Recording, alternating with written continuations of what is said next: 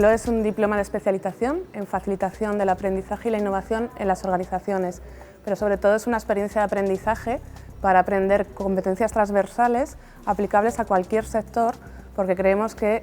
todas las organizaciones, tanto empresariales como del tercer sector, tanto educativas, necesitan hoy en día una transformación, y esa transformación viene de la mano del aprendizaje y de una cultura de aprendizaje para las personas de la organización.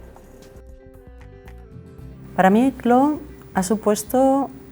una oportunidad inmensa de transformación a nivel personal, sobre todo, porque ha habido un antes y ha habido un después, yo creo, de CLO.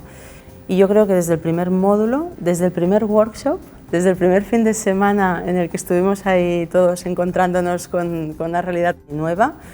he podido trasladar esto a mi día a día en mi trabajo.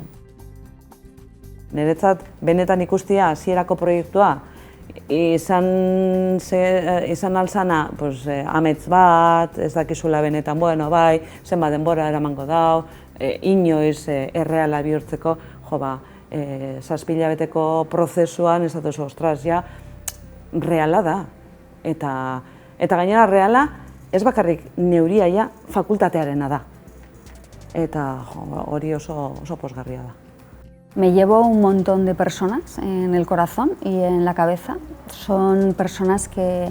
hay intervenciones suyas, o hay momentos de trabajo en equipo que los tengo totalmente grabados porque he aprendido muchísimo con las tareas que hemos tenido que entregar, los trabajos en equipo, y me llevo una experiencia de aprendizaje que ha sido de tal forma que ahora mismo me planteo cualquier reunión en mi trabajo, cualquier foro que tengamos que organizar, siempre me lo planteo ya para que sea una experiencia real de aprendizaje.